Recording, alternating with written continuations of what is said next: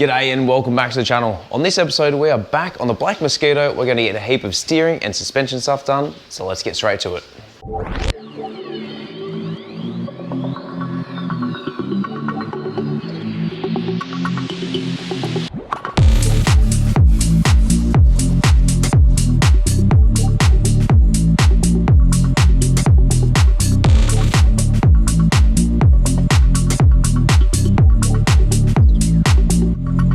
All right, so first things first, we have another package from Minisport. So thank you very much to the guys down in South Australia for sending me yet another package for the Black Mosquito behind us.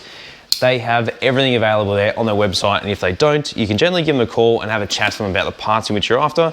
And if they don't list it on their site, they will be able to get it for you. So this episode, like I was saying, we are going to jump back onto the front suspension. We're going to get a heap of stuff done so we can get this thing on the ground and make it mobile. Essentially, I want to put the front suspension back together, put the shocks in, finish doing the steering rack, put the steering column in. Once that's in, probably put the rear wheels back on, lower the back down off the dolly, and then we can get this thing mobile. But before we do that, there's a couple of extra little things we really have to do. So part of what we're going to be replacing today, and I'm really excited to show you guys these. I haven't used these before, so it's really exciting to open them for the very first time and you're literally watching it live. These are heavy duty upgraded top shock mounts. So these are primarily used for race applications or a car that is really low.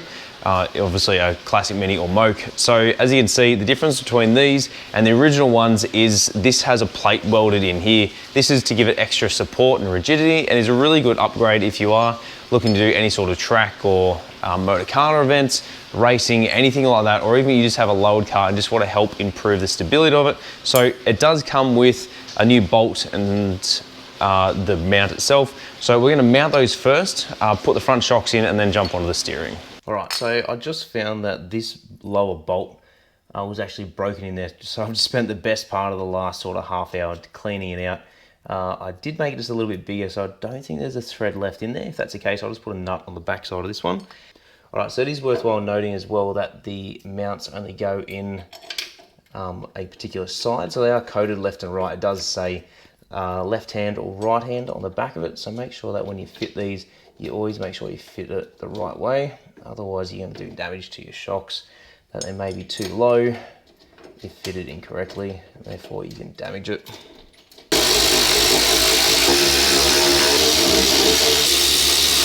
Finally got it in, so all the bolts are tight. I'm just going to pull this out now. This is going to go in that way. We do have the washer as well. So the spacer is to space it away from the bracket itself. That way the chance of it rubbing are going to be significantly less. And then we're going to grab the bottom one. So we're going to do the same thing. So I'm going to put the spacer down below. I'll just change the camera angle so you can see. We've got the spacer on first, followed by one of the flat washers. That way it's not going to destroy or crush the bush at all. We do just have to lift that up just a little bit just to be able to line it up. Yeah, so I'll just drop that washer. I'll grab the other one. I just overextended it. So put that one on. Lift it up, compress the shock a little bit. Slide it in. Do the same to the top. Cool. All right. Now we just grab that other washer, slide that on, and we're just going to put the nut on as well. Now, because it has a crush tube, you can just tighten these up with them like this. It's not going to do any damage to it if you tighten them now or later, because it's got that crush tube in there.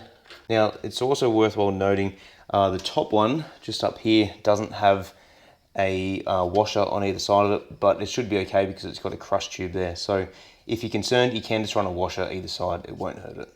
So like I was just saying before, because it's got a crush tube in the middle of it, it doesn't matter so much if you tighten these up now or when it's on the ground. They're going to sit in the exact same spot. So we're just grabbing a 9/16 spanner and an electric ratchet, and we're just going to nip these up.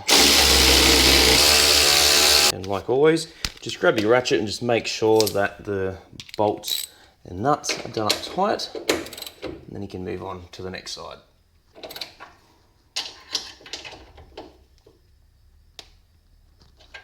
All right, so next thing we're gonna do is I'm gonna show you guys how to change a rack boot and a tie rod end on a classic Mini. So it is a pretty straightforward job.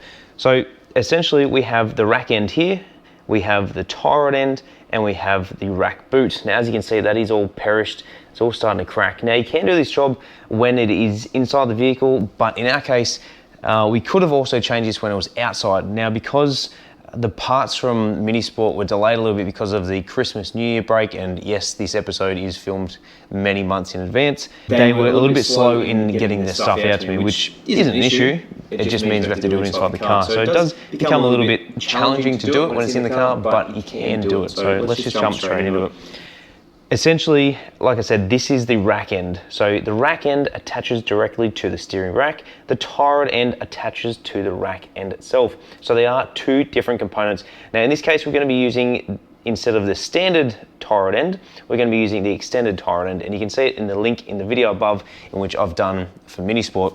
This is imperative that you make sure that the boot isn't split, and if it is, make sure you get it changed as soon as possible. If there's any fluid coming out of there, if there's grease, if it's a hydraulic system, you want to make sure that if there is fluid coming out of it, you rectify that as soon as you can. Now, chances are, if it is leaking fluid, you probably likely need to replace the steering rack if you can't do a seal, or pull it out and get it reconditioned. In our case, there's no fluid in there whatsoever, so it's just a rack and pinion style setup with internal grease. We should be fine to pull it out, so let's jump straight into it. So you can do this a couple of different ways. One is to grab yourself a spanner or a shifter, clamp it here on the tie rod end itself where there's the two flats, and then get a spanner and then loosen off the nut. In this case, it's obviously just going to move. So what we're going to do is just rotate it back around. We are going to reattach it to the stub axle itself. Now remember, this is the stub axle here. Well, that's the top arm just there. But the stub axle is what attaches the wheel bearing to the hub itself. So it's not going to matter too much how this goes. We'd probably just stick it in and just have just the nut on the top rather than the washer, but we'll just run it either way. It's just to hold it there so it doesn't rotate and move when we're trying to loosen it. There's nothing worse than trying to do this job and finding out that it's an absolute pain to be able to try and loosen it off, especially on a classic Mini when you're stuck under there. So grab yourself a spanner, and then we're just going to give that a little push. Oh, all right, got it. So it did actually move the camera then. Now we'll just loosen off again. I'm gonna have to get some new nuts for these because the old nuts are pretty average. Pull it out of the arm. Now it is important to make sure that you count the turns when we remove it, so that way we can try and line it up the same way. All right, so 11 turns. Now it's not overly crucial, so long as you set them both to the exact same length either side. You want to make sure that way it'll center the rack, but if you try and remember how many turns it is on each side, you should get it pretty close to where it was. If you're just doing the one, you just count the turns, put it back on, then get it wheel lined, but in our case, we're going to get it wheel lined anyway. We're probably just going to measure the threads on either side, so from the end of the thread up until the nut, and that way we know it's exactly right either side. And the rack is also central as well, which means when you do make the final toe adjustments, you're not going to have it going full lock one way and it's going to give you a greater turning angle compared to the opposite way. We're pretty much halfway there. All you got to do now is just grab yourself a set of pliers. We are going to now cut the cable tie that's holding on the rack boot. Oh, actually I've already cut that one. Okay, so there's a rack boot cable tie just there. We get rid of that, and then that boot will just pull straight off. Fabulous. Now that's the fuel pipe as well, so that just needs to be routed up there, which we could do later. Yeah, so we're just going to run that pipe up under those under the those clamps up there. Now we need to grab the new rack boot. All right, so these are the new rack boots. You can get them from Minisport. They do come in a couple of different variants depending on the model. So once again, always make sure that you're ordering the right parts for your vehicle. And if you're unsure if they're gonna fit, make sure you contact the team at Minisport. Send them an email, a text message, or even just give them a call. Even just swing by if you're in the area and have a chat to them about the correct parts for your vehicle. So it does come as a kit. So there are two large cable ties and there are two small ones. So the larger ones go on the inside and the small ones go on the outside. Both boots are exactly the same length and same diameter, so there's no differences there. Some vehicles do require a larger and a smaller one depending on what it is. So we just grab the new boot and then we just slide it straight on to the rack end. Now this ball and socket joint will move up and down, side to side, just depending on what the car is doing. Now there's enough grease there where you don't need to worry too much about it. It also has a step on the rack end as well where you need to put a cable tie. So you'll see here it's quite thick and then it will drop right down as well. You might just be able to see there on the camera. It does have a lip, so that's where that lip sits of the boot. And then you're going to grab your rack boot, and this is where it's going to become fun because trying to do this with it in the vehicle can be quite challenging. But if you can get a screwdriver or something in there, you can just pull the boot all the way around it. Because we don't have the engine in as well, it does make it a little bit easier to be able to put that boot on. Once you've got it on there, you can then fit the larger cable tie up around the inside and then the small one on the outside. All right, so Tomo's tech tip here is to connect it and pull it in a little bit first. Slide it on, get it lined up to where you need it to be, and then tighten it all the way up once it's on properly. Always trying to connect it while it's half on, half off. Isn't always the best and easiest thing to do. Pull that as tight as you can go. Grab your flush cut pliers, cut it, and then repeat the same process for the outer one.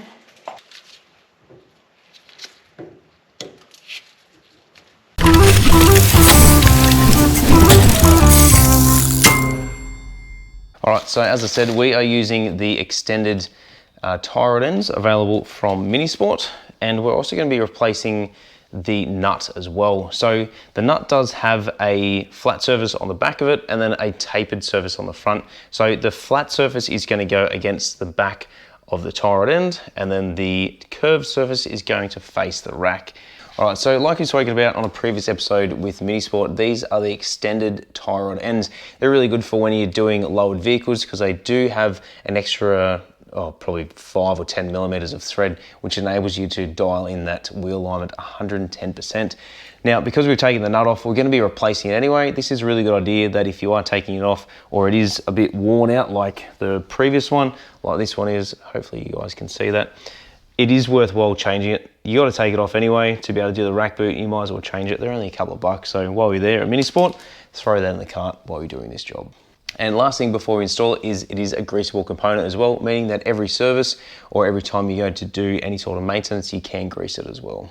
All right, so to ensure that my aligner and future wheel aligners do not hate me, I'm just putting a little bit of copper paste on the threads. That'll just make sure it helps to prevent it seizing. You don't usually need a great deal, so you don't need to go ham on it and go ballistic.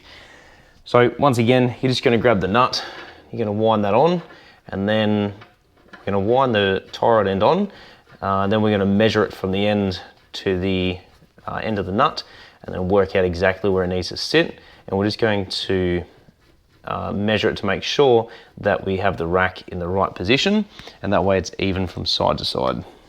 All right, so I'm just gonna wind this on the same amount of turns that it came off. All right, so that's 12. So I'm just gonna wind that nut all the way on. Once it touches, just loosen it just a little bit. There we go. All right, cool. So we're just gonna tighten that by hand and just leave that there. Then we're gonna measure the amount of thread from the very end thread to the back side of this nut just here. And remember, like I said, it doesn't need to be perfect. They are going to get the alignment done correctly when you take it to your local wheel aligner, but if you can get it as close as you possibly can, even each side, it'll just make their job just that little bit easier. All right, so we are at 18.43 millimeters. Let's go do the other side, marry them up and make sure that they're right both sides. That way we can ensure that when we give it to the aligner, he's not going to hate us and have to sit there for 45 minutes winding the rack in and out, removing rack ends, moving it, and so forth and so on.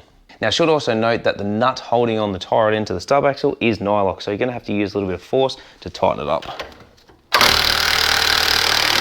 All right, so next thing we're going to do is fit the front tow hooks.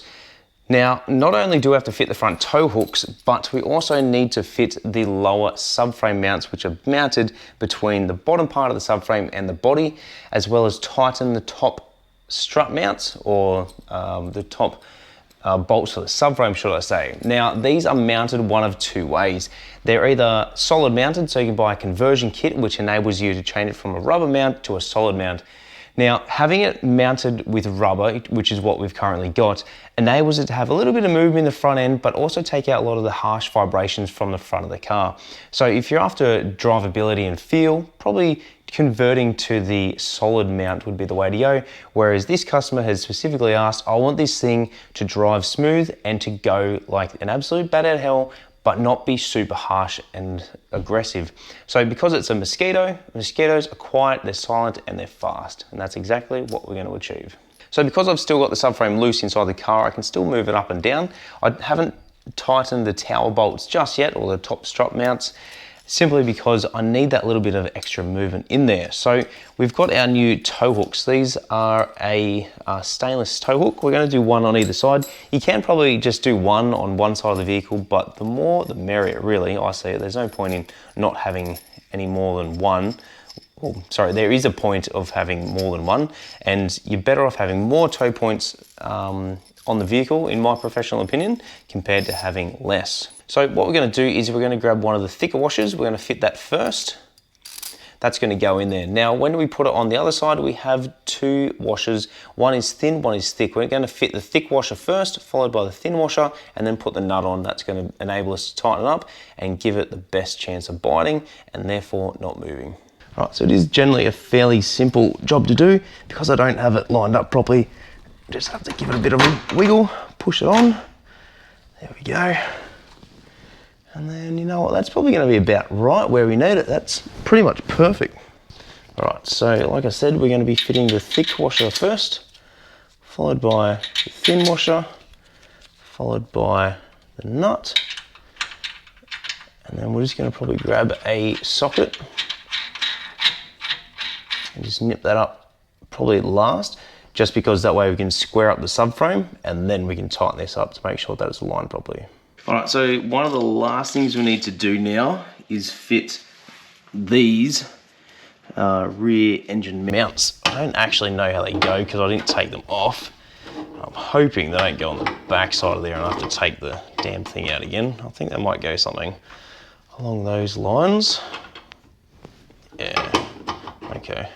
So they might just take a little bit of caressing, or they're coated left and right, which I really doubt that they are. Yeah, so it's either going to go one side of the subframe or the other. So hopefully I've got it right. Yeah, okay, cool. So it's probably going to have to move over a fair bit as well. But there's 4 bolts essentially. There's 2 that go through here and then 2 that go through there. So 2 up through the floor, and then the other 2 are going to go into the subframe body itself. So now comes the fun part, where we probably need to loosen off the subframe and then be able to get some bolts in and started, and then just realign the bottom bolts up, I reckon, because yeah, it's going to require a little bit of manipulation to be able to get this in to the way that we need it. All right, so with a little bit of fandoogling, I just loosened off the top tower bolts. I'm going to feed the engine mount bolts through here, one on either side, and then we're going to fit a spring washer and then a nut on the other side. I'm going to tighten those up by hand and then work on aligning the back 2 that go into the bottom of the floor well. Once they're in, everything's lined up and she's all gravy, we can then start tightening them one by one to make sure that everything's lined up correctly. All right, so just quickly before we wrap up the episode, just want to run through what we've done to get this to where it is. So at the moment, as you can see, the car is on jack stands. You'll see us do that on the next episode.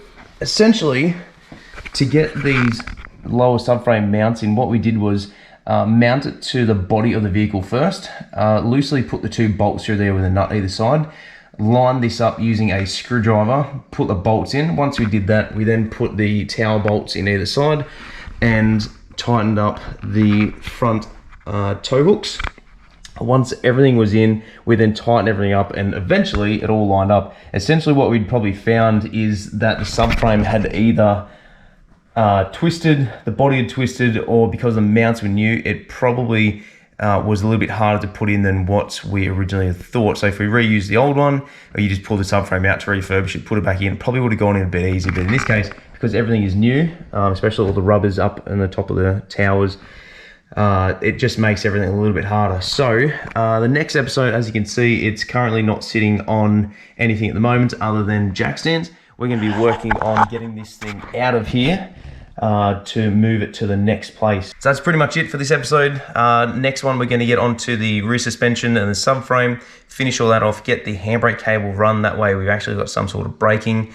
Jump onto the front. We are going to put the engine in. That way it's going to be mobile, and the engine's just over there, as you can see. I've just got some cans hanging around, so disregard those. Once the engine's in, that'll just mean one less thing for us to move to the next place, and then we can continue working on this at the new shop. So once again, thanks for watching, and we'll see you on the next episode of Tomo's Tune Ups.